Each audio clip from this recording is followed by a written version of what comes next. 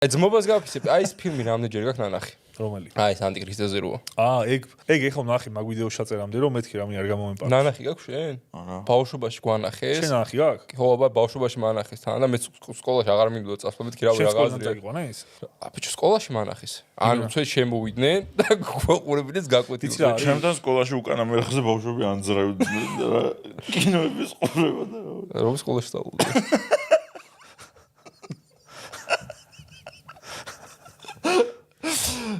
ხო, ნუ სად უყურე შენ? ძალიან კაი ჩართვა იყო. მე საუყურე და შემოვიდნენ სკოლაში და წაგვიყვანეს ფილმი საყურებლად მთელი კლასი. პირველად კარგ ფილმზე წაგვიყვანეს და მე ამას გაუძლესო და მოდი ახლა ანტიკრიზი. არა, პირველად წაგვიყვანეს მართლა კარგ ფილმზე. სიყვარული ვედახში. მაშინ ეგ ხო. მორიელების მეფეზე. ზერო პირველ ნაწილი. როკი თამაშობს. ხო და როგორი პონტი იყო, იცი რომ დავუშვათ 30-დან თუ 20 ბავშვი წავიდა ამ პირველ ფილმზე რომელიც უფასოდ იყო რა. მე რომ მოვედით ვამბობდით რომ აი ის 10 ბავშვი დავაშეიმინგეთ რომ მაგარ ფილმზე ვიყავით და ასე არ წამოდით და რაღაცა და კიდე თუ იქნება უეჭველი და ყველა რო წავიდა მაშინ დაგვახვედრეს აღსასრული.